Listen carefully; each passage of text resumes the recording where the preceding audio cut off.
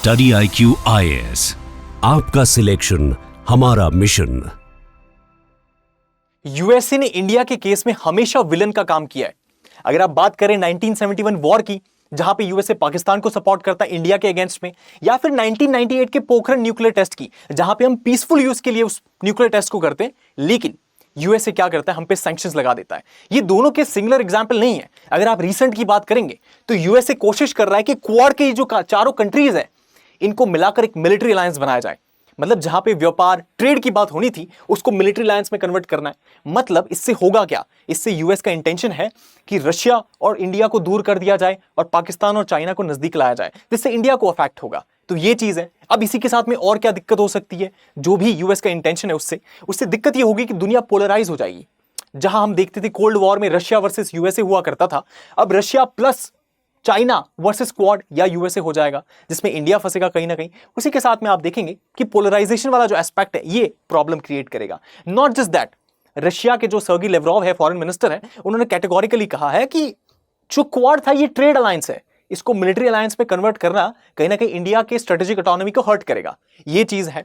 तो आप देखेंगे चीजें क्या समझ में आ रही है कि यूएस का जो विलन वाला रोल था वो पास्ट में दिखा है हमने, और अभी भी विलन वाला रोल हमको देखने को मिल रहा है। और यहां पे रशिया एक तरीके से सिग्नल करते हुए कह रहा है कि Russia being India's good friend, वो एक आगे अपना जो स्टांस है उसको रखते हुए कह रहा है कि रशिया, इंडिया और चाइना का जो अलायंस है, इसको और मजबूत किया जा सकता है, क्योंकि ऑलरेडी है, बहुत समय से है ये ग्रुप, ये ट्राइलेटरल है, इसको मजबूत किया जा सकता है और क्वाड के काउंटर में यूज किया जा सकता है। तो ये पूरी कहानी है। मतलब हमने देखा विलन को, विलनाइजिंग पावर को, और उसके साथ साथ उसको काउंटर करने के लिए जो ये स्टोरी बन रही है, इसको मतलब पूरी चीज क्या समझ में आती है। Quad versus RIC, Russia India China trilateral में किस तरीके से चीजें हो रही है। अगर इंडिया क्वाड का पार्ट रहता है तो क्या फायदा नुकसान है, अगर इंडिया RIC में और ज्यादा कंट्रीब्यूट करता है तो क्या फायदा नुकसान है। और इनमें एंड में हम देखेंगे गेम थियरी के थ्रू कि एक्चुअल में चीजें कैसे होनी चाहिए, इंडिया कैसे नेविगेट करेगा और बेस्ट आइडियल सिचुएशन क्या हो सकता है इंडिया के लिए। ये सारी चीज समझने की कोशिश करेंगे। लेकिन उससे पहले आप यूरिस्टिक यूपीएससी टेलीग्राम चैनल को ज्वाइन कर सकते हैं। यूपीएससी के रिलेटेड सारे अपडेट्स आपको यहां मिल जाएंगे। नोटिफिकेशन की बात हो या नोट्स वगैरह, जो भी चीज हो, वीडियो की अपडेट्स हो, सारी चीजें आपको यहां मिल जाएगी। उसी के साथ में अगर आप देखेंगे तो स्टडी IQ लाया है आपके लिए 2026 का जो भी आपका यूपीएससी का एग्जाम है, उसका P2I एक प्रोग्राम, जिसके तहत प्रीलिम्स से लेकर इंटरव्यू तक की आपकी सारी तैयारी कराई जाएगी स्टडी IQ के बेस्ट फैकल्टी के द्वारा। तो अगर आप देखेंगे उसको, तो उसकी एक्चुअल वैल्यू कितनी है, 70,000 के आसपास, 69,999। लेकिन आपको डिस्काउंट मिल रहा है, और आज 7 जून मतलब 12 बजे से पहले अगर आप इसको अवेल करते हैं तो you will get it for 46% पे डिस्काउंट। मतलब आपको मिलेगा ये 37,999 में। नॉट जस्ट दैट, इसी के साथ में अगर आप यूज करते code MAD LIVE, MAD LIVE, जो आपको स्क्रीन पे भी दिख रहा होगा, तो उससे आपको मिलेगा 55% डिस्काउंट, एंड एक्चुअल प्राइस आपको जो पे करना होगा दैट वुड बी 30,999। मतलब जो चीज 69,999 की है, वो आपको 55% से भी ज्यादा के डिस्काउंट पे मिल रही है। दैट टू स्टडी IQ का पूरा कोर्स आपको उस तरीके से अवेल कर पाएंगे वो। उसी के साथ में सेशन को कंटिन्यू करते, अब समझते हैं हम गेम थियरी को कि ये क्या चीज है। अगर आप देखेंगे कि हम बचपन से, जब हम छोटे थे, हम बड़े हुए, उसके बाद हम जब बूढ़े हो जाएंगे, तो हर लेवल पे, हर स्टेज पे हमारी रोल्स और रिस्पॉन्सिबिलिटी के हिसाब से हम गेम खेलते रहेंगे। हम चाइल्डहुड गेम खेलते हैं, हम अडल्टहुड गेम खेलते हैं, देन आफ्टर हम बूढ़े हो जाते हैं तो उस लेवल पे गेम खेलते हैं। लेकिन गेम्स कभी खत्म नहीं होते हैं, तो इसके कुछ रूल्स होते हैं। गेम्स में आप सभी को पता रहेगा कि देयर आर प्लेयर्स, मतलब एंटिटीज होते हैं, इंस्टीट्यूशंस होते हैं, इंडिविजुअल्स होते हैं। जैसे अगर आप इंटरनेशनल रिलेशन की बात करें, क्वाड वर्सेस RIC की बात करें, तो इसमें प्लेयर्स कौन है? इसमें प्लेयर्स है यूएसए, इंडिया और रशिया। मेन प्लेयर्स यही है, क्योंकि इंडिया के पर्सपेक्टिव से देख रहे हैं दोनों चीजों को, तो ये समझ में आता है कि ये क्वाड वाला हो गया, ये RIC वाला हो गया, और इंडिया दोनों में कॉमन है। इसके साथ में कुछ स्ट्रेटजीज होती है। मतलब ये प्लेयर जब गेम खेलते हैं तो कुछ तौर तरीके अपनाते हैं, तो इनको हम कहते हैं ऑप्शंस, कि इनके पास क्या ऑप्शन है, कौन सा ऑप्शन ये यूज करेंगे, किस तरीके से अपना सेल्फ इंटरेस्ट को बढ़ाने की कोशिश करेंगे, वो चीज होती है। तो अगर आप देखेंगे, इनके पास ये RIC का ऑप्शन आ जाता है, दूसरा क्वाड का ऑप्शन आ जाता है, कि इस तरीके से नेविगेट करने की कोशिश कर रहे हैं। फिर बात आती है इंटरडिपेंडेंस की, कि जब ये गेम खेल रहे होते हैं ना, तो एक दूसरे पे डिपेंडेंट होते हैं। मतलब ऐसी कोई चीज नहीं होगी ऐसा कोई एक्शन नहीं होगा जो ये ले और इसको नाराजगी ना हो, ऐसा कोई एक्शन नहीं होगा जो ये ले और इसको नाराजगी ना हो। मतलब ये होना ही है। तो एक दूसरे पे जो निर्भरता है, ये वाला एस्पेक्ट देखने को मिलता है। तो ये जो पूरी कहानी है गेम थियरी की, इसको हम लेकर जाएंगे इंटरनेशनल रिलेशन में, और उसमें हम क्वाड वर्सेस आरआईसी और इंडिया के लिए क्या बेस्ट सिचुएशन है उसको समझेंगे। उसमें अगर आप देखेंगे तो सबसे पहले एग्जाम्पल है प्रिजनर डिलेमा का। ये क्या होता है, अगर आप देखेंगे कि ऐसा समझिए कि दो कैदी है, उन्होंने कुछ गुनाह किया है और दोनों ने साथ में गुनाह किया है। अब दोनों को पकड़ा जाता है, दोनों को जेल में रखा जाता है। एक को किसी एक किनारे मतलब एक कॉर्नर पे ले जाया जाता है, दूसरे को दूसरे कॉर्नर वाली जेल में रखा गया है। अब दोनों से जाके इंटरोगेशन किया जाता है और पूछा जाता है कि आपने जो भी गुनाह किया है उसके बारे में बताइए। तो अगर जो पर्सन प्रिजनर ए है, अगर वो क्या कहता है, वो शांत रहता है, वो साइलेंट रहता है, वो अथॉरिटीज के साथ कोऑपरेट करता है और जो भी सच है, जो गुनाह है, उसको कबूल नहीं करता है, और जो दूसरा वाला है वो भी शांत रहता है, कोऑपरेट करता है और गुनाह कबूल नहीं करता है, तो उसकी वजह से होगा क्या, अथॉरिटीज दोनों को एक एक साल की सजा देगी। ये एक बात हो गई। लेकिन अगर ए वाला बंदा धोखा दे देता है ना, बिट्रे कर देता है, और जो बी वाला बंदा है, अगर आप देखेंगे ए वाला बंदे ने धोखे दे दिया और जो बी वाला बंदा था ये कोऑपरेट करता है, मतलब इसने कुछ भी नहीं बताया लेकिन ए वाले ने सब कुछ बता दिया। तो ए वाले ने सब कुछ बता दिया इसलिए इसको ये फ्री हो गया, इसको कोई सजा नहीं मिलेगी। लेकिन बी वाले ने कुछ नहीं बताया और ए वाले ने सब कुछ खुलासा कर दिया, तो बी वाले को 3 साल की सजा मिलती है। मतलब ए वाले ने, आप देखेंगे बी वाला शांत रहा, कोऑपरेट किया, लेकिन ए वाले ने धोखा दिया, तो धोखा देने पे वो फ्री हो जाता है, लेकिन सामने वाला जो कोऑपरेट कर रहा था वो नुकसान में आ जाता है। अब तीसरा सिचुएशन बनता है कि आप देखेंगे जिसमें ए और बी दोनों को 2 साल की सजा मिलेगी अगर दोनों ही एक दूसरे को धोखा देंगे। तो सिचुएशन क्या है, मतलब एक बात आती है कोऑपरेशन की, एक बात आती है एक धोखा दे रहा है, दूसरी बात आती है दोनों ही धोखा दे रहे हैं। तो ये जो तीनों सिचुएशन है, जो पीएनसी बनता है, परम्यूटेशन कॉम्बिनेशन, इन सारी चीजों को हम गेम थियरी में समझते हैं। ये प्रिजनर का डिलेमा है कि उसको क्या करना चाहिए, उसको कोऑपरेट करना चाहिए, अथॉरिटी पूछ रहे वो बोल देना चाहिए, या फिर उसका जो दोस्त है जिसके साथ में उसने क्राइम किया है उसको सपोर्ट करना चाहिए। मतलब जो भी नुआंसेस हैं, जो वो डिसीजन लेता है, जो बाकी सारे मैट्रिक्स को ध्यान में रखता है, उसके बारे में ये सारी चीजें, और इंटरनेशनल रिलेशन में ये जो प्लेयर्स हैं ये इसका कैसे इस्तेमाल कर रहे हैं इसको हम समझेंगे। तो ये 3 प्लेयर हो गए हमारे पास, और हमारी स्ट्रेटेजी कौन सी है, क्वाड की और आरआईसी की स्ट्रेटेजी है। अब इसमें ये खेल कैसे खेला जाएगा इसको समझते हैं हम। मतलब आप देखेंगे अगर हम क्वाड की बात करें अभी, जिसमें ये 4 मेंबर्स हैं, और इंडिया के पर्सपेक्टिव से उसकी बात करें, तो हम समझेंगे कि एक मल्टीप्लेयर इटरेटेड कोऑर्डिनेशन वाला गेम है जिसमें स्ट्रेटेजिक अलायंस वाली चीजें होने वाली है। मतलब स्ट्रेटेजिक वे में अलायंस बनाया इन्होंने, अब ये इस तरीके से खेलेंगे। मल्टीप्लेयर गेम है क्योंकि बहुत सारे प्लेयर्स है इसमें, 4 प्लेयर्स इसमें, आरआईसी में 3 प्लेयर है। अब ये कैसे होगा, आप देखेंगे इसमें जो नुआंसेस है वो ये है कि प्रिजनर डिलेमा है कि मतलब सपोर्ट करूं सामने वाले को या फिर मैं धोखा दे दूं और मैं बहुत ज्यादा फ्री हो जाऊंगा। मतलब अगर सपोर्ट किया तो दोनों को 1 साल की सजा मिलेगी, लेकिन अगर मैं धोखा दे देता हूं उसको और वो सपोर्ट करता है तो मैं फ्री हो जाऊंगा और उसको 3 साल की सजा मिलेगी। तो ये जो चीज है जहां पे बात आती है कोऑपरेशन की, जहां पे बात आती है डिफेक्ट करने की, धोखा देने की, ये एलिमेंट आ जाता है। हर स्टेट सोचेगा, हर मतलब कंट्री सोचेगा कि क्या करना चाहिए, कौन से सिचुएशन में, कौन से कॉन्टेक्स्ट में किस तरीके से आंसर होना चाहिए, क्या डिसीजन होने चाहिए। उसी के साथ में बात आती है स्टैग हंट की, कि अगर बड़े हिरण को मारना है ना तो सारी कंट्रीज को, पूरे ग्रुप को साथ में ग्रुप बन के आना होगा। मतलब बड़े हिरण को मारने के लिए जो इंडिविजुअल एंटिटीज है उनको सबको मिलकर मारना होगा, अटैक करना होगा, तभी उसको हरा पाएंगे। लेकिन अगर आप देखें, अगर वो इंडिविजुअल जो कंट्रीज है, अगर वो अपने इंडिविजुअल लेवल पे अटैक करें और डिसीजन ले तो वो छोटे मोटे खरगोश को मार सकते हैं। तो 2 बात आती है कि अगर खरगोश को मारना है तो आप अकेले मार सकते हो, लेकिन अगर आप स्टैग को, बड़े हिरण को मारना है तो कहीं ना कहीं आपको साथ में आना होगा।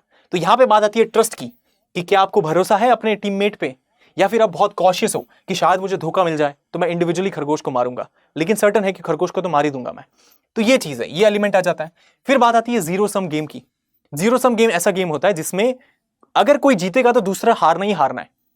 मतलब अगर ए को कुछ फायदा हो रहा है तो बी को पक्का नुकसान होगा, और बी के नुकसान का ही हिस्सा ए के फायदे का है।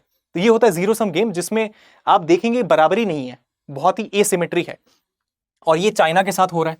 अगर आप देखेंगे कि दोनों का पार्ट रहकर इंडिया कैसे अपने आप को बचा सकता है इस जीरो सम गेम से, और जो यूएस की कोशिश है चाइना के साथ भिड़ाने की, रशिया के साथ भिड़ाने की, उससे कैसे बच सकता है, ये बात, इसके बारे में बात करेंगे। लेकिन ये सारे चैलेंजेस आ जाते हैं, ये सारी जो थियरीज हैं ये कहीं ना कहीं चैलेंजिंग क्रिएट करती है।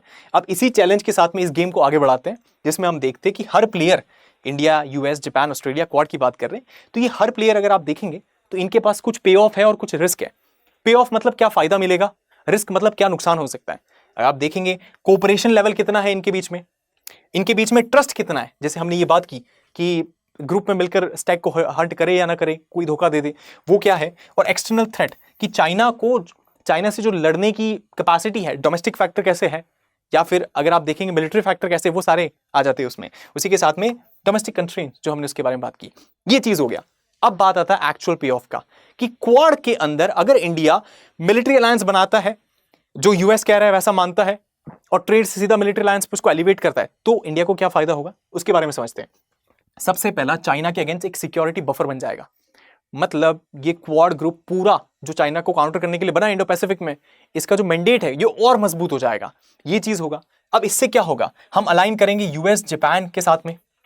अब यूएस जापान तो चाहते ही है चाइना के अगेंस्ट डेटरेंस क्रिएट करना, लेकिन जब इतने सारे कंट्रीज हर कोई चाइना के अगेंस्ट में है, तो चाइना भी सोचेगा यार, मतलब पूरा ग्लोब ही मेरे अगेंस्ट में, कोई है ही नहीं मेरे सपोर्ट में। तो मल्टीपल लेवल पे एक डेटरेंस क्रिएट होता है, तो वो कोई भी एक्शन लेगा तो सोचेगा कि क्या क्या किस तरीके से डिसीजन लिए जा सकते हैं, कौन से डिस्पोजल लेवल पे उसके पास सारे एलिमेंट्स हैं जिसको प्ले कर सकता है, वो सारी उसके चीज सामने चीजें आएगी। तो उस वजह से एक डेटरेंस क्रिएट होगा, मल्टीलेटरल डेटरेंस क्रिएट होगा, सारे कंट्रीज उस तरीके से उसको डराने की कोशिश करेंगे, ये चीज हो जाता है। अब इसकी वजह से इंडिया के पास बार्गेनिंग पावर आ जाएगा कि ज्यादा लेवरेज हम उसको यूज कर सकते हैं। मतलब यूएस के साथ अगर अलाइन करता है इंडिया, तो चाइना को काउंटर करने में हेल्प तो मिलेगी, बहुत ज्यादा हेल्प मिलेगी। उसी के साथ में अगर आप देखेंगे कि मलाबार नेवल एक्सरसाइज जो हुआ था 2023 में, उसमें 12 वॉरशिप थी और 5 नेशंस थे। तो जब इस तरीके से इंडो पैसिफिक में कोई एक्सरसाइज होती है, क्वाड वैसे करता है, तो चाइना को बहुत सेंसिटिविटी होती है उस चीज को लेकर, राइट।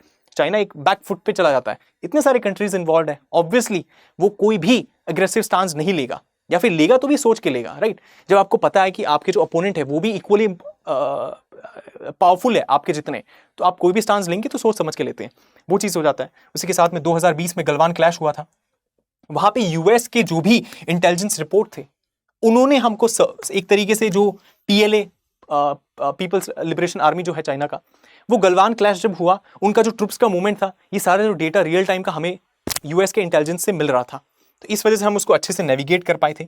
तो अगर हम क्वाड में मिलिट्री अलायंस के लेवल पे ले जाते हैं उसको, तो फायदा तो है चाइना को काउंटर करने के लेवल पे। दूसरा फायदा क्या है कि टेक्नोलॉजी और डिफेंस का जो ट्रांसफर है यूएसए से, ये हमको मिल जाएगा। अगर हम बात करें तो हमको लेवरेज मिल जाएगा किस रिस्पेक्ट में, मिलिट्री और टेक्नोलॉजी के अपग्रेड के रिस्पेक्ट में। हमारी बहुत सारी टेक्नोलॉजी है जो बहुत पुरानी है, हमने रशिया से जो इक्विपमेंट लिए वो अपग्रेड ही नहीं हुए हैं। अगर आप देखेंगे फ्लाइंग कॉफिंग वगैरह, ये सारी चीजें हमारे पास है, जिसकी वजह से डिफेंस पर्सनल्स को बहुत लॉसेस होते हैं। तो ये जरूरी हो जाता है कि उनमें अपग्रेड हो। अब अपग्रेड होने के लिए यूएस के साथ पार्टनरशिप बहुत इंपॉर्टेंट है, ये एंगल हमको देखने को मिलता है। अभी रिसेंटली अगर हम बात करें तो जनरल इलेक्ट्रिक और हिंदुस्तान एरोनॉटिक्स लिमिटेड के बीच में जो भी पार्टनरशिप हुआ है जेट इंजन का, ये इंपॉर्टेंट है। इसके साथ साथ में आप देखेंगे क्या समझ में आता है कि इंडिया जो ऑकस पिलर है, मतलब ऑकस में कौन कौन है, यूएसए है, यूके है और ऑस्ट्रेलिया है। अब इसमें ऑस्ट्रेलिया को मजबूत बनाने की कोशिश है। क्यों मजबूत बनाने की कोशिश है? ताकि चाइना को काउंटर कर पाए वहां पे इंडो पैसिफिक में।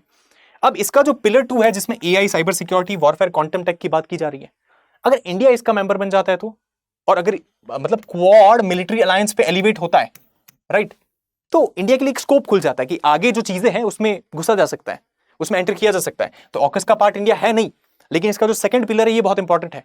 अगर इंडिया उसका पार्ट बन जाता है, या फिर सोचा जा सकता है उसका पार्ट बनाने, या फिर कुछ कंसेशंस मिल जाए उसके बारे में, तो बहुत अच्छा हो जाएगा वो चीज, ये देखने को मिलता है। और इंडिया का जो इंपोर्ट है $4.5 बिलियन का, ये डिफेंस इक्विपमेंट का जो इंपोर्ट है, इसमें कहीं ना कहीं इंडिजिनस एलिमेंट होना चाहिए। उसके साथ साथ यूएसए से जो हमारा इंपोर्ट है उसमें भी एक तरीके से जो इंक्रीज है वो होना चाहिए, क्योंकि बेटर टेक्नोलॉजीज और वो सारी चीजें मिल रही है, और हम रशिया पे ज्यादा डिपेंडेंट है, तो वो डिपेंडेंस भी कम करना है।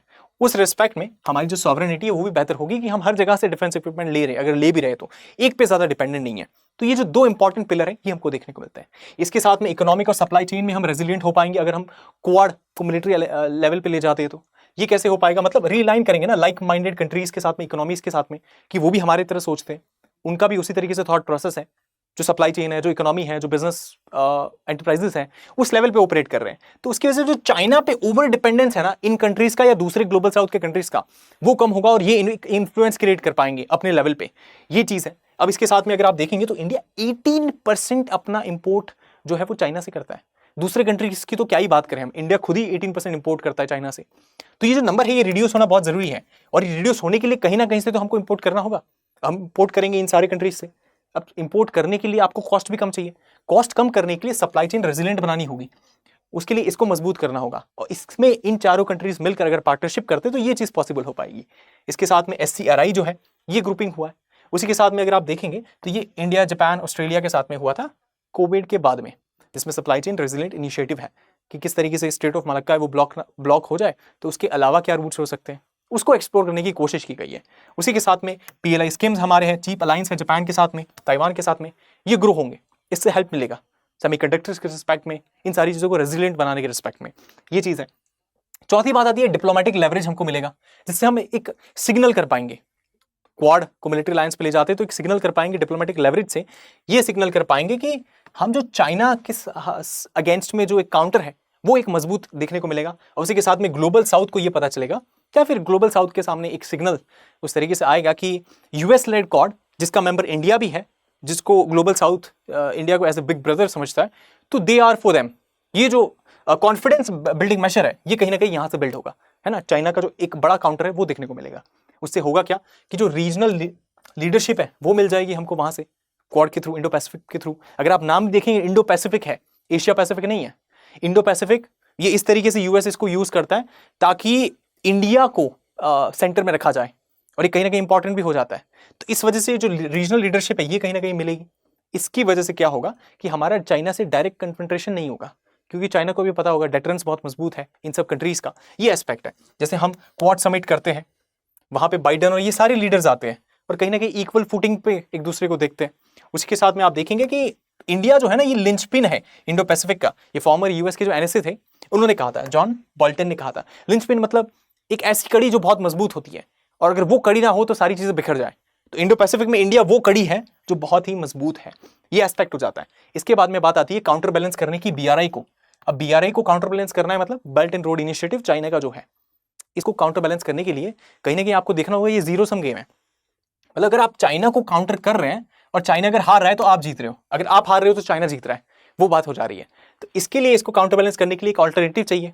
इसका ऑल्टरनेटिव क्वाड के रिस्पेक्ट में बहुत अच्छा है, और क्वाड की जो पार्टनरशिप है वो कहीं ना कहीं इन चीजों को मजबूत कर देती है, जहां पे इंडिया जापान का एशिया अफ्रीका ग्रोथ कॉरिडोर है, जिसमें भारत और जापान मिलकर एशिया में और अफ्रीका में ग्रोथ इंफ्रास्ट्रक्चर प्रोजेक्ट्स में इन्वेस्टमेंट करते हैं। उसके साथ साथ IMEC, इंडिया मिडल ईस्ट, अगर आप देखेंगे, और यूरोप का कॉरिडोर, जिसमें इंडिया मिडल ईस्ट के थ्रू यूरोप को कनेक्ट करता है, उस तरीके से ट्रांजिट और ये सारी चीजें हो पाती है। तो ये जो दो एग्जाम्पल है, ये जो इंपॉर्टेंट पहलू है, जो नेटवर्क्स हैं, ये इंपॉर्टेंट हमको देखने को मिलते हैं अगर हमको BRI को काउंटर करना है तो, राइट। इसकी वजह से जो चाइना की इकोनॉमिक डोमिनेंस है उसको हम कम कर पाएंगे।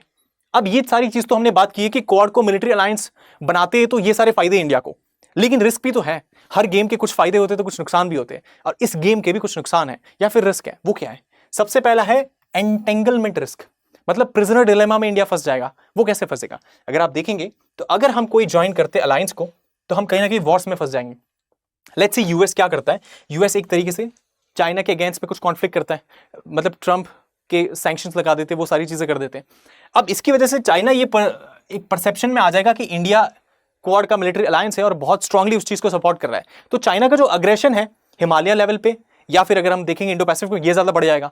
तो इंडिया न चाहते हुए भी उस कॉन्फ्रंटेशन में फंस जाएगा जो US क्रिएट कर रहा है, और ये जो चीज है इससे बचना बहुत जरूरी है। तो जो प्रिजनर डिलेमा है वहां पे इंडिया फंस जाएगा कि अगर सपोर्ट करे तो भी फायदा है, और मतलब सपोर्ट करेंगे तो फायदा है लेकिन नुकसान भी है, और सपोर्ट ना करे तो भी थोड़ा फायदा है लेकिन नुकसान भी है। तो दोनों चीजें हैं। अब उसमें क्या डिसीजन लेना है उसके बारे में हम लास्ट में बात करेंगे कि सबसे आइडियल सिचुएशन क्या हो सकती है, लेकिन ये सारे रिस्क है जो हमको देखने को मिलते हैं, राइट। उसी के साथ में अगर हम देखेंगे तो जो टू फ्रंट पे रिस्क है ये हम अवॉइड कर सकते हैं अगर ये प्रिजनर डिलेमा में ना फंसे तो। उसके साथ साथ जो चाइना मतलब ताइवान का जो कॉन्फ्लिक्ट है, चाइना ताइवान का कॉन्फ्लिक्ट, उसमें भी हमें घुसना नहीं है, उससे बचना है, राइट। ये नेविगेट करना बहुत जरूरी है। उसमें देखेंगे दूसरा एस्पेक्ट क्या आ जाता है कि रशिया और ईरान के साथ हमने अपने रिश्ते खराब कर देंगे अगर हम उस तरीके से बहुत ज्यादा क्वाड में इन्वॉल्व हो जाते हैं। तो इससे होगा क्या, डोमिनो इफेक्ट होगा, मतलब इनसे खराब किए फिर दूसरे और कंट्रीज से खराब होते जाएंगे। मतलब रशिया तो बहुत टाइम टेस्टेड फ्रेंड है इंडिया का, ईरान से हम ऑयल इंपोर्ट वो सारी चीजें करते थे, इनसे रिश्ते खराब करना अफोर्ड नहीं कर सकते हम, just for the sake of quad. US को सपोर्ट मिल जाएगा वो सारी चीजों के लिए, ये बहुत ज्यादा महंगा एक सौदा देखने को मिल सकता है। तो उसी वजह से इसको अवॉइड करना है। और जो टिल्ट है वेस्ट का, ये इतना भी हावी ना हो जाए कि जो ट्रेडिशनल फ्रेंड्स हैं उनको हम लूज कर दें, वो नहीं होना चाहिए। उसके साथ में रशिया से हम 45% आर्म्स इंपोर्ट करते हैं। अगर हम ईरान से बात करेंगे तो हमने ऑयल इंपोर्ट करते थे, हालांकि अब सैंक्शंस लगे तो नहीं कर पा रहे, लेकिन जो रिलेशंस है वो अच्छे ही है। उसके साथ में अगर हम देखेंगे तो इंडिया ने जब वोट किया था रशिया के अगेंस्ट में UN में 2022 में, तो उस समय पे सर्गी लेवरोव जो थे वो एशिया विजिट करते, एशिया टूर करते, लेकिन वो इंडिया नहीं आए थे, उन्होंने इंडिया को स्किप कर दिया था। मतलब ये क्या सिग्नल करता है कि अगर आप दोस्त की जब जरूरत है तब मदद नहीं करेंगे तो दोस्त आपको भूल जाएगा, मतलब भूल सकता है। ये सारी चीजें पॉसिबल है। तो उसी वजह से बहुत जरूरी हो जाता है कि आपके छोटे छोटे एक्शन जियोपॉलिटिक्स में बहुत इंपॉर्टेंट होते हैं। तो ये सारी चीजें हैं जो हमको देखने को मिलती है। अब इसके बाद में तीसरा रिस्क क्या है? तीसरा रिस्क ये है कि पब्लिक और पॉलिटिकल जो बैकलैश है ये देखने को मिल सकता है। मतलब इंडिया की जो पॉलिटिकल पार्टीज हैं, जो लेफ्ट विंगर पार्टीज है, वो कहीं ना कहीं इस तरीके से रिबटल कर सकती है सरकार को, क्वेश्चन कर सकती है कि यार ये जो हमारा नेम था नॉन अलाइनमेंट मूवमेंट, जिसका एक तरीके से इंडिया फाउंडर है, इसका फाउंडर इंडिया है और हम बोलते हैं कि हम किसी के साथ में नहीं है, और इंडिया क्वाड को जो मिलिट्री पार्टनरशिप है इसमें चला जाता है। तो इंडिया ने तो एक साइड चुन ली ना, और इंडिया जब से साइड चुन लेगा जो नैम का फाउंडिंग मेंबर था, तो दूसरे नैम की कंट्रीज को क्या सिग्नल मिलेगा? वो भी बिखर जाएगा पूरी तरीके से। तो जो नॉन अलाइनमेंट है, जो हमारी कोशिश थी कि कोल्ड वॉर ना हो, ब्लॉक्स ना बने, पोलराइजेशन ना हो, हम खुद वो चीज को प्रोपोनेंट कर रहे थे और कहीं ना कहीं हम ही उस चीज में फंस गए, हम ही उस गुट में जाकर जा मिले जो एक मिलिट्री अलायंस को उस तरीके से बना रहा है। तो ये बहुत क्वेश्चन वाली चीज हो जाएगी। तीसरा बात आता है जो हम डोमेस्टिक फैक्टर की बात कर रहे थे कि डोमेस्टिक फैक्टर भी बहुत इंपॉर्टेंट रोल प्ले करते हैं। चौथी बात आती है कि एस्केलेशन चाइना की तरफ से बढ़ेगा। जीरो सम गेम है, मतलब कोई जीतेगा तो किसी को हारना पड़ेगा, है ना। यहाँ पे एक ही जीत सकता है, दोनों नहीं जीत सकते हैं। तो ये जो एस्केलेशन होगा, जिसमें अगर आप देखेंगे क्वाड अगर हार्ड होता है, बहुत हार्ड होता है, तो चाइना काउंटर करेगा। कैसे करेगा? 2020 में अगर आप देखेंगे तो इसने पैंगोंग सो जो था इसको मिलिटराइज कर दिया था, जब इंडिया ने क्वाड लेवल का नेवल ड्रिल को ज्वाइन किया था। ये मतलब छोटे छोटे एक्शन से हमको देखने को मिला था। उसी के साथ में 2023 में चाइनीज जो सर्वेलेंस बलून था ये अंडमान के ओवर हमको देखने को मिला था। क्यों देखने को मिला था? Because of the same things, right, same nature की जो चीजें थी। उसमें हमको क्या समझ में आता है कि चाइना का डिफेंस बजट $230 बिलियन का है, इंडिया का डिफेंस बजट $76 बिलियन का है। अगर आप देखेंगे 3 टाइम्स ज्यादा है। तो कहीं ना कहीं ये जो हम बात कर रहे हैं ना जीरो सम गेम की, ये यहां पे देखने को मिलती है कि इसमें बहुत एसिमेट्री है। इसी वजह से अगर अपोनेंट आपका स्ट्रांग है तो उसको कैसे नेविगेट करना ये बहुत इंपॉर्टेंट हो जाता है। इसके साथ में अगर हम देखेंगे तो फिफ्थ क्या है कि जो वेस्टर्न टेक्नोलॉजी पे जो डिपेंडेंस है ना हमारा, ये बहुत ज्यादा नहीं होना चाहिए। It has to reduce. अब इसमें अगर आप देखेंगे कि जो टेक डील्स हमने की है, इसमें क्या होगा अगर आईपी के वो स्ट्रिंग्स अटैच कर दे उसमें, कि इंटेलेक्चुअल प्रॉपर्टी की बात करें उसमें, कि आप ना उसका सब्सिडाइज रेट पे उसको नहीं दे सकते अपने जो कंज्यूमर है, अपने जो सिटीजन है उनको, तो फिर क्या करेंगे? मतलब टेक्नोलॉजी अगर मिल भी गई तो बहुत कॉस्टली प्राइस पे मिली, और जो प्राइस रिड्यूस होना चाहिए तो वो हुआ ही नहीं। तो ये दिक्कत हो जाएगी। उनकी हिडन कंडीशंस होगी कि यूएस टेक्नोलॉजी दे रहा है तो इस तरीके से आप इसको यूज कर सकते हैं। और काफी बार हो सकता है कि जो एंड यूजर मॉनिटरिंग हो वो भी कर सकते हैं कि हम जैसे इस्तेमाल करें यूएस उसका डेटा यूज करके कैसे मॉनिटर कर रहे हैं, वो सारी चीजें हो सकती है। तो जो टेक्नोलॉजी के मामले में ये सारी दिक्कतें हमको देखने को मिल सकती है कि वेस्ट पे ज्यादा डिपेंडेंस होगा तो रिस्क है, दिक्कत है। उसके साथ में क्या है, काटसा के जो सैंक्शन है यूएस का भरोसा नहीं है कब ये इंडिया पे लगा दे, कब ये अलाइस पे लगा दे, कोई भरोसा नहीं है। सेल्फ इंटरेस्ट वाला पूरा एंग्रोस देश है वो, और बहुत इंडिया के कॉन्टेक्स्ट में तो बहुत ज्यादा विलेनाइजिंग वाली चीज की भी है उसने पास्ट में, जैसे हमने देखा। तो ये सारी चीजें हमको कहीं ना कहीं सतर्क करते हैं कि इंडिया को क्वाड का जो मिलिट्री अलायंस है उसका पार्ट नहीं बनना चाहिए। ये चीज हमको देखने को मिलती है। हमने फायदे देखे, हमने नुकसान देखे। अब इसके बाद बात आती है कि ऑप्टिमल स्ट्रैटेजी क्या हो सकती है, हम क्या कर सकते हैं। तो हम ये कर सकते हैं कि हम मिक्स स्ट्रैटेजी, इक्विलिब्रियम अडॉप्ट कर सकते हैं, जिसमें क्या होगा, इंडिया क्या करेगा, इकोनॉमिकली और टेक्नोलॉजिकली इन्वॉल्व करेगा खुद को, लेकिन फॉर्मल जो मिलिट्री ऑब्लिगेशन है ये नहीं करेगा। मतलब जितना जरूरत है कॉन्टेक्स्ट के हिसाब से वो चीज करेंगे, बाकी नहीं करेंगे। ये चीज देखने को मिलता है। इसमें इश्यू बेस्ड अलाइनमेंट होगा, मतलब कॉन्टेक्स्ट के हिसाब से अगर कोई मुद्दा है जिसमें बनता है वो चीज कहना तो वो कहा जाएगा, नहीं बनता है तो नहीं कहा जाएगा, उस हिसाब से। और उसके साथ साथ क्या होगा, एक बैलेंसर का रोल प्ले किया जाएगा, जिसमें यूएस और जो अलाइज हैं उससे हम टेक्नोलॉजी और इकोनॉमी के मामले में कोऑपरेट करेंगे, और जो रशिया और ग्लोबल साउथ है उससे हम स्ट्रेटेजिक ऑटोनॉमी मेंटेन कर पाएंगे। मतलब इनके साथ रहकर हम इनको ये दिखा पाएंगे कि हम आपके इतने भी साथ नहीं है कि आप हमको उस तरीके से समझे कि आपके डायरेक्शन पे हम चलेंगे। ये बहुत इंपॉर्टेंट हो जाएगा स्ट्रेटेजिक ऑटोनॉमी के लिए। तो ये बेस्ट रास्ता है। अब इसके भी जो नुआंसेस है उसको हम देखेंगे कि आइडियलिज्म किस तरीके से इसमें देखने को मिलता है। अगर प्रैक्टिस में देखें कैसे होता है, तो इंडिया सपोर्ट करता है क्वाड के विजन को, लेकिन उसके साथ में हमने कभी ऐसा स्टेटमेंट नहीं दिया जिसमें हमने चाइना को डायरेक्टली कंडेम किया हो। अगर आप देखेंगे क्वाड ने 2021 के जो ज्वाइंट क्वाड मेंशन था उसमें ताइवान को मेंशन किया था, मतलब चाइना के अगेंस्ट में जो भी चीज है ताइवान को सपोर्ट किया था उस चीज में, लेकिन इंडिया ने उस चीज को स्किप किया था। इंडिया ने इस चीज पे मेंशन नहीं दिखाया था। मतलब दुश्मन होने के बावजूद भी हम अपने दुश्मन की जो निंदा है वो नहीं कर रहे हैं, ओपनली वो निंदा नहीं कर रहे हैं, और जो भी हमारे इश्यूज है उसको हम बायलैटरली सॉल्व करने की कोशिश कर रहे हैं, और जो थर्ड पार्टीज है उनको इन्वॉल्व नहीं कर रहे हैं। ये इंपॉर्टेंट एस्पेक्ट देखने को मिलता है, और ये जो बैलेंस है, ये मिक्स स्ट्रेटेजी, जो इक्विलिब्रियम है, ये देखने को मिलता है। इसके साथ में बात आती है कि अगर हम ऐसे एंगेज करते हैं तो क्या होगा।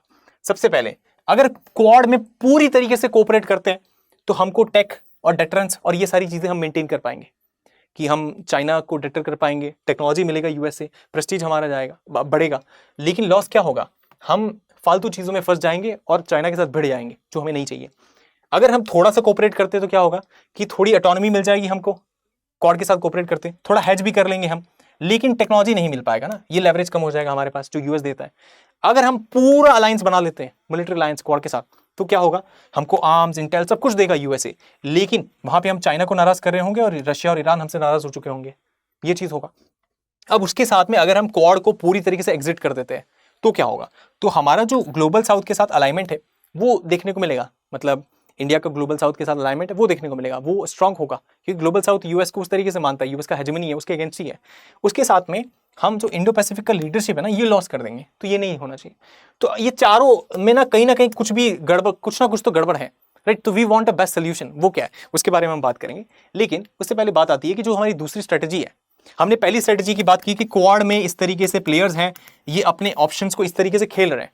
What about RIC, Russia, India, China का जो ट्राइलेटरल है, उसमें क्या स्ट्रेटेजी है, ये तीन लोग हैं, इंडिया के पर्सपेक्टिव से देखेंगे कैसे होगा। अगर इंडिया आरआईसी को और मजबूत करता है, उसका बहुत स्ट्रांग पार्टनर बनता है, उसको हार्ड करता है, तो व्हाट हैपेंस, इंडिया के क्या पे ऑफ है, इंडिया को क्या फायदा होगा। सबसे पहला स्ट्रेटेजिक ऑटोनॉमी, नॉन अलाइन वाली जो हमारी गेम थियरी है उसमें हम आगे बढ़ पाएंगे, राइट। जो हम बहुत समय से कर रहे हैं, नॉन अलाइनमेंट है, हम कोई किसी पोलराइज नहीं हो रहे, किसी एको चैम्बर्स के पार्ट नहीं है, वो चीज़ है, तो इसको हम मेंटेन कर पाएंगे। तो इंडिया पूरी तरीके से ड्रैग नहीं होगा यूएस जो वॉर चाहता है या जो कॉन्फ्लिक्ट चाहता है उसमें, तो यूएस के सेल्फ इंटरेस्ट में हम फंस नहीं जाएंगे, ये चीज़ होगा। उसके साथ साथ एस जयशंकर ने क्या कहा था कि India will not be A part of any alliance system. अगर हम उस तरीके से अलाय करेंगे तो एक मल्टीलैटरलिज्म हमको देखने को मिलेगा, प्लूरलिज्म हमको देखने को मिलेगा, लेकिन ये अलायंस वाला चीज़ है ना, ये नहीं देखने को मिलेगा। और खास करके मिलिट्री अलायंस की तो कहीं बात हो जाती है, ये तो बहुत एक्सट्रीम हो जाता है, राइट। ट्रेड पार्टनरशिप समझ में आता है, लेकिन military alliance is a very big thing, वो चीज़ नहीं होने वाली है। तो ये चीज़ है, तो स्ट्रेटेजिक ऑटोनॉमी मेंटेन रहेगी। दूसरा चीज़, अगर हम आरआईसी को और मजबूत करते हैं और इंडिया, रशिया, चाइना और नज़दीक आते हैं, तो क्या होगा, हम एनर्जी और रिसोर्स को एक्सेस कर पाएंगे। उससे क्या होगा, अगर आप देखेंगे तो ऑयल गैस का हमारा डिपेंडेंस है, हम इंपोर्ट करते हैं उसको, डिफेंस जो है उस पर भी हमारा एक तरीके से डिपेंडेंस है रशिया पे, तो ये सारी चीज़ें हम रशिया से ले पाएंगे। अगर यूक्रेन वॉर जब हुआ था तो रशिया से हमने कितना ज़्यादा डिस्काउंटेड प्राइस पे ऑयल लिया था, और हमको $7 बिलियन का सेविंग हुआ था 2023 के अंदर। $7 बिलियन बहुत बड़ा अमाउंट होता है, ये चीज़ हुआ था। मतलब एक फ्रेंड ने एक फ्रेंड की जब ज़रूरत थी तब हेल्प की थी, ये चीज़ था। उसके साथ में चाइना हमारा लार्जेस्ट ट्रेडिंग पार्टनर है। अगर हम क्वाड में उस तरीके से मिलिट्री अलायंस बनाते तो चाइना हमारा ट्रेडिंग पार्टनर है यार। इकोनॉमी का क्या होगा, 1947 में विकसित भारत बनना है, डेवलप कंट्री बनना है, वो कैसे बन पाएंगे। तो ये सारे जो डिसीजंस होते हैं बहुत इंपॉर्टेंट होते हैं कि आप कैसे नेविगेट कर रहे हैं, क्योंकि बहुत सारे आपके जो स्ट्रेटेजीज होंगे उसको सही से खेलना है आपको, ये हो जाता है। और चाइना हमारा $118 बिलियन का अगर आप देखेंगे बायलैटरल ट्रेड हुआ था 2023 के अंदर, बहुत स्क्यूड था कि हम ज़्यादा इंपोर्ट करते हैं, इसको कम करना है, लेकिन ट्रेड बहुत सिग्निफिकेंट है, इंपोर्ट डिपेंडेंस भी तो है। अब पहले उसको कम करना है, हर जगह से उसको सेटल करना है, देयर आफ्टर हम डिसीजन ले पाएंगे कि चाइना और रशिया के साथ में किस तरीके से हमको नेविगेट करना है। तो ये फायदा है हमें चाइना और रशिया के साथ रहकर कि हमें सस्ती चीज़ें मिल रही है, ऑयल गैस, हमारा जो ट्रेड है वो बेहतर है इनके साथ में, तो क्यों खराब करें उसको। फिर बात आती है कि हम टू फ्रंट वॉर नहीं करना चाहते, मतलब हिमालय में, इंडो पैसिफिक में दो जगह पे, एक जगह पे तो लड़ ही रहे, दूसरी जगह पे फिर से क्यों इन्वॉल्व होना है उतना, राइट। वो कॉन्फ्लिक्ट को बहुत ज़्यादा एग्जैजरेट नहीं करना चाहते, बहुत ज़्यादा एक्सटेंड नहीं करना चाहते। तो उस वजह से हम आरआईसी के पार्ट हैं, हम ब्रिक्स के पार्ट हैं, और हम कोशिश करते हैं कि जो बॉर्डर डिस्प्यूट्स है हम चाइना के साथ में डिप्लोमेटिकली उसको हैंडल कर लें। ये कैसे देखने को मिला है, 2020 से 22 में देखेंगे तो गलवान के जो टॉक्स भी चल रहे थे और उसके साथ साथ ब्रिक्स के समिट भी चल रहे थे। ब्रिक्स के समिट में ब्राजील है, रशिया है, इंडिया है, चाइना है, साउथ अफ्रीका है। तो रशिया, इंडिया और चाइना देखने को मिल रहे हैं। अब चाइना और इंडिया कोलैबोरेट कर रहे हैं यहाँ पे। अब इस कोलैबोरेशन में हमको देखने को मिल रहा है कि कॉन्फ्लिक्ट भी है, फिर भी डिप्लोमेटिक चैनल्स ओपन है इनके, ये सारी चीजें हैं। तो हमारा जो इशू हम ये हैंडल कर लेंगे अपने आप, यूएस उसमें इंटरफियर करके और ज्यादा इशू को खराब करते वो नहीं करना है, राइट। ये चीज देखने को मिलता है। उसके साथ में काउंटर बैलेंस करेंगे हम यूएस के प्रेशर को। अगर हम आरआईसी को मजबूत करते हैं तो कैसे होगा ये, आप देखेंगे आरआईसी के फोरम को यूज करेंगे, इंडिया पुशबैक करेगा वेस्टर्न जो डोमिनेंस है उसमें। जैसे आईएमएफ से इंडिया पाकिस्तान को, आईएमएफ से यूएस पाकिस्तान को लोन दिला देता है, बेल आउट दिला देता है, ये जानते हुए कि पाकिस्तान ने बहुत बार टेररिज्म को उस तरीके से फैलाया है, स्टेट स्पॉन्सर टेररिज्म होता है और इंडिया के अगेंस्ट वो सारा पैसा यूज होने वाला, इकोनॉमी से कुछ बेहतर होने वाली नहीं है, ये जानते हुए उस तरीके से बेल आउट उसको मिलता है। तो ये जो हिपोक्रेसी है या आईएमएफ का या यूएन का या फिर यूएसए का, जो यहाँ पे बहुत इंपॉर्टेंट सी है, ये प्रॉब्लमेटिक है। इसको काउंटर करने के लिए आरआईसी बहुत अच्छा फोरम है जहां पे ये मेजर कंट्रीज मिलकर उस तरीके से उसको काउंटर कर सकते हैं, वेस्टर्न नैरेटिव को काउंटर कर सकते हैं। ये चीज है। इसमें देखेंगे तो इंडिया ने बैक किया एनडीबी को, नेशनल डेवलपमेंट बैंक, जो ब्रिक्स का है, ये 5 कंट्रीज ने मिलकर बनाया था। इसमें अगर आप देखेंगे तो करेंसी स्वैप मैकेनिज्म मिलता है जो अल्टरनेटिव देता है डॉलर की हेजेमनी को। मतलब डॉलर का जो यूज है इससे हटकर करेंसी स्वैप एग्रीमेंट मिलता है, जिसमें लेट्स से श्रीलंका है तो श्रीलंका और इंडिया के बीच में करेंसी स्वैप एग्रीमेंट हो सकता है।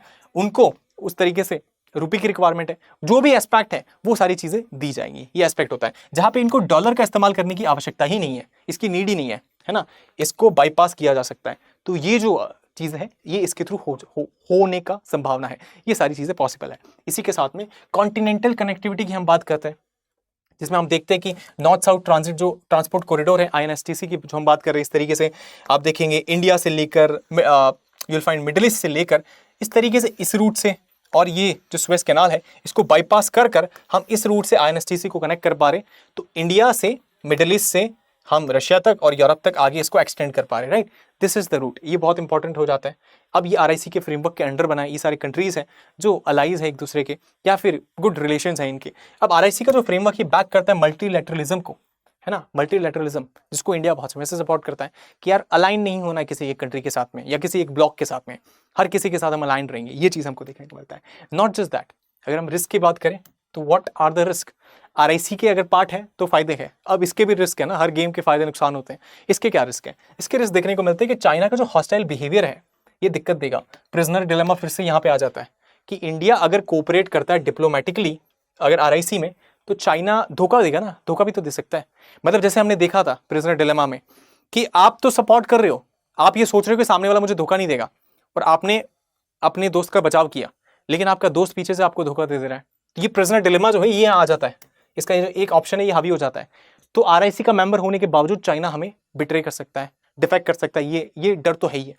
इसके साथ साथ में गलवान में अगर आप देखेंगे तो इंडिया ने 20 सोल्जर्स को खोया था, चाइना का जो नंबर था सोल्जर को खोने का वो और भी ज्यादा था उसी के साथ में, लेकिन दोनों आरआईसी के मेंबर भी तो थे, तो आरआईसी तो कुछ कर नहीं पाया इस एस्पेक्ट में। ये चीज भी है, ये भी कंसर्निंग चीज है कि उस तरीके से मेंबर है फिर भी कॉन्फ्लिक्ट है, फिर भी ये चीज हुई। मतलब चाइना का जो माइंडसेट है वो बहुत अलग है, उसको सही तरीके से नेविगेट करना बहुत इंपॉर्टेंट है। Not just that, RIC guarantee नहीं कर सकता ना सिक्योरिटी, जो कि क्वाड कर रहा है। क्वाड में सिक्योरिटी गारंटी है, अगर कोई नेशन है दिक्कत में है तो सारे जो 3 कंट्रीज है वो आएंगे, हेल्प करेंगे। लेकिन व्हाट अबाउट आरआईसी? आरआईसी में इनफॉर्मल लेवल पे हेल्प मिलेगी और चाइना से तो इंडिया को हेल्प नहीं मिलने वाली है। ये जो चीज़ है बहुत क्लियर है, तो ये दिक्कत आ जाती है। उसके साथ में बात आती है एसिमेट्री ऑफ पावर। अगर इस ग्रुप में देखेंगे तो चाइना और रशिया के ज़्यादा मजबूत अलायंस है। नॉट जस्ट दैट, चाइना अगर आप देखेंगे तो अगर रशिया को जोड़ लिए, आप रशिया और इंडिया को ले लीजिए, इनकी इकोनॉमी को मल्टीप्लाई बाय 3 करेंगे तब जाके चाइना की इकोनॉमी बनती है। मतलब चाइना की इकोनॉमी 3 गुना ज्यादा है अगर इंडिया और रशिया साथ में भी आ जाए तो, राइट। ये चीज हमको देखने को मिलता है। और इसमें चाइना आप देखेंगे एसिमेट्री है ना, बहुत ज्यादा पावरफुल है इसमें, दोनों कंट्रीज को मिला भी दे तो भी, तो ये चीज हमको देखने को मिलता है। नॉट जस्ट दैट, आप देखेंगे नो टेक और मिलिट्री एडवांटेज है ही नहीं इसमें। आरआईसी में कहाँ है ये सारी चीजें? टेक और वो सारी चीज़ों में तो यूएस की महारत है, वेस्ट की महारत है, जो कि यहाँ पे नहीं है। तो अपग्रेड कैसे होंगे, ये सारी चीजें हैं। तो रशिया के जो इक्विपमेंट्स हैं वो बहुत एज हो चुके हैं, और चाइना अपने इक्विपमेंट देगा क्यों? इनके जो वैल्यूएबल इक्विपमेंट होंगे वो इंडिया को तो शेयर करेंगे ही नहीं, राइट, उनके एनिमी जो है। तो उस तरीके से ये दिक्कत वाली बात है। उसी के साथ में जियोपॉलिटिकल इमेज का प्रॉब्लम आ जाता है। ये किस तरीके से होता है? मतलब इंडिया का जो एसोसिएशन है चाइना और रशिया के साथ में, ये हर्ट करता है इसका परसेप्शन वेस्ट में। मतलब यूएस फिर प्रेशराइज करता है कि इंडिया जब ब्रिक्स और एससीओ के समिट को अटेंड करता है यूक्रेन वॉर के समय पे, तो यूएस प्रेशराइज करता है कि how could you do that, आप क्वाड के मेंबर है और डिस्पाइट दैट अगर आप ये कर रहे हैं तो ये कंसर्निंग हो जाता है। तो एक को खुश करने जाते तो दूसरा नाराज हो जाता है, दूसरे को खुश करते तो पहला वाला नाराज हो जाता है। ये चीज देखने को मिलता है। और इंडिया रशिया और मतलब ईरान रशिया और इंडिया का जो छाबर प्रोजेक्ट जो है, इसमें भी अगर हमको देखने को मिलेगा कि काटसा के जो सैंक्शन है ना, ये इसका थ्रेट हमेशा रहता है कि छाबर प्रोजेक्ट है इंडिया के लिए बहुत इंपॉर्टेंट है। आईएनएसटी का जो लाइक मेन एक नोड पॉइंट है, अब उसमें अगर यूएस के काटसा सैंक्शन लग जाते हैं तो प्रॉब्लमेटिक है। तो ये चीज हमको देखने को मिलता है। उसके साथ में हमको क्या समझ में आता है, पूरे गेम में क्या समझ में आया है कि अगर हम क्वाड की तरफ जाएंगे तो हमें टेक मिलेगा, डिफेंस मिलेगा और चाइना को काउंटर कर पाएंगे। नुकसान क्या होगा? हमें नुकसान होगा कि रशिया के साथ रिश्ते खराब करेंगे और ग्लोबल साउथ में परसेप्शन खराब होगा। उसके साथ में अगर फायदा हम देखें आरआईसी का पार्ट होने का क्या होगा, तो उसमें हमको एनर्जी सिक्योरिटी, ये सारी चीजें मिल जाएगी जो हम चाहते हैं, रिसोर्सेज हमको सब कुछ मिल जाएगा। लेकिन चाइना के अगेंस्ट में हेल्प कौन करेगा हमारी, है ना? चाइना अपने टेक देगा नहीं, रशिया उस चीज में मीडिएट करने की कोशिश करेगा, लेकिन इतना हेल्प नहीं कर देगा क्योंकि इंडिया उस समय पे यूएस को भी अलाइन कर रहा होगा। तो ये दिक्कत वाली बात होगी। अब इसमें चाहिए हमें बैलेंस और मिक्स स्ट्रैटेजी। जिसमें क्या होगा कि हम यहाँ से मैक्सिमम बेनिफिट ले दोनों जगह से, और यहाँ पे भी डिप्लोमेटिक लेवल पे हम एंगेज करें और सारी चीज़ें नेविगेट करें।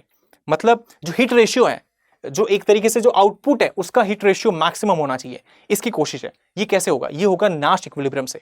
इसका मतलब क्या होता है? इसका मतलब ये होता है कि लेट्स से ये हमारे पास 5 प्लेयर्स है, राइट?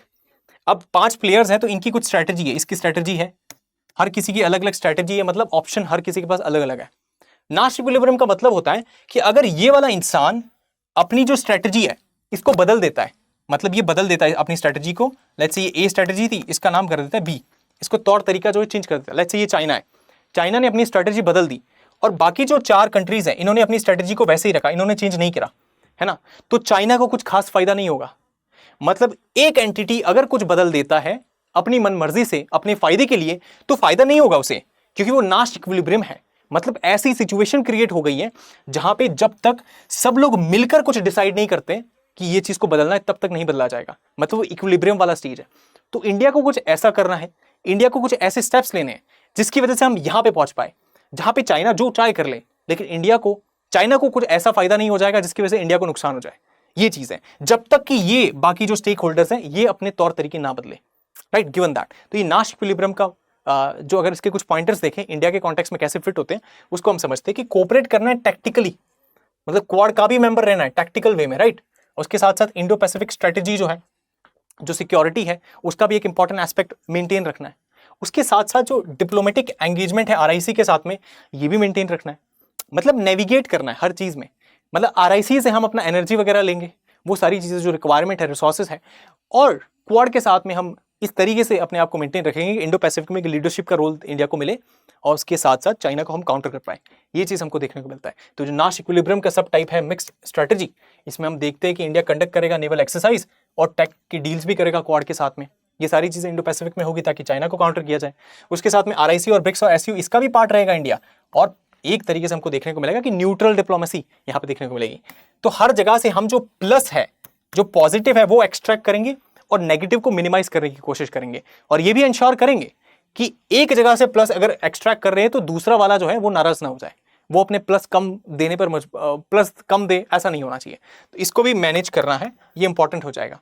और उसमें हम क्या करेंगे, अगर देखेंगे 2023 में क्या हुआ था, हमने होस्ट किया था SCO G20 quad, right? SCO के पार्ट थे जो एक तरीके से चाइना वाला है, राइट? क्वाड और G20 जो वेस्ट वाले हैं, तो हर किसी को हमने होस्ट किया था, सारा का सारा एक ही साल में हमने होस्ट किया था। उसमें दिखाया था एक परफेक्ट ट्रायंगुलेशन जिसमें हर किसी के साथ में हम अलाइंड है, रशिया है, चाइना है, इंडिया है, ये सारे एस्पेक्ट हमको देखने को मिले थे, right? So this was the thing. ये पूरा तौर तरीका था, पूरी स्टोरी थी कि कैसे क्वाड और हम देखे आरआईसी, तो गेम थियोरी कैसे इस पे अप्लाई होता है, ये सारी चीज़ इसके बारे में थी। और इंडिया के लिए जो आइडियल अप्रोच हो सकता है, जो नाश इक्विलिब्रियम हो सकता है, ये कैसे अटेन करना है, ये सारी चीज़ के बारे में हम चर्चा की। उसी के साथ में यूरिस्टिक यूपीएससी टेलीग्राम चैनल आप ज्वाइन कर सकते हैं, एंड स्टडी IQ 70,000 का जो कोर्स है वो आपको 38,000 में मिल रहा है। अगर आप देखेंगे, अगर आप ये कोड यूज करते हैं MedLife, तो you will get it for 30,999, मतलब मैसिव डिस्काउंट, 55% से भी ज़्यादा डिस्काउंट मिलेगा। तो प्रीलिम्स 2026 की अगर तैयारी करना चाहते हैं, स्टडी IQ की जो बेस्ट फैकल्टीज़ है वो आपको इसके लिए प्रिपेयर करेंगे और सारी चीज़ें कवर की जाएगी। आपको मेंस के लिए, इंटरव्यू के लिए सारा जो गाइडेंस है वो प्रोवाइड किया जाएगा। So this is a full package, इसको आप अवेल कर सकते हैं आज 12 बजे से पहले 7 तारीख लास्ट दिन है। ये जो डिस्काउंट है ये आज के लिए है, बाद में अगर आप देखेंगे तो इसका प्राइस जो है ये इंक्रीज हो चुका होगा। तो अगर आप अवेल करना चाहते हैं आज 12 बजे से पहले जरूर अवेल करें। If you like this video, do like, share, subscribe, अपने जो भी जितने भी फ्रेंड्स हैं उनके साथ जरूर शेयर कीजिएगा। Thank you so much for watching, see you in the next video. Study IQ IAS, आपका सिलेक्शन हमारा मिशन।